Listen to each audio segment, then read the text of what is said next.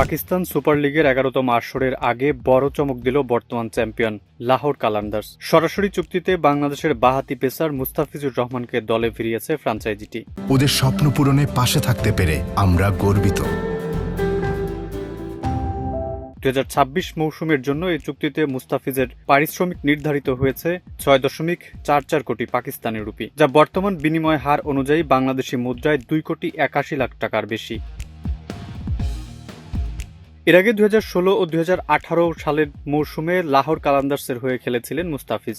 দীর্ঘ বিরতির পর আবারও পুরনো ঠিকানায় ফিরছেন তিনি। চুক্তি ঘোষণার সময় লাহোর কালান্দার্সের মালিক সামিন রানা বলেন, একবার কালান্দার মানে চিরকাল কালান্দার। মুস্তাফিজ শুধু একজন খেলোয়াড় নন, তিনি আমাদের পরিবারের অংশ। শিরোপা ধরে রাখার লড়াইয়ে তার অভিজ্ঞতা আমাদের বড় শক্তি হবে।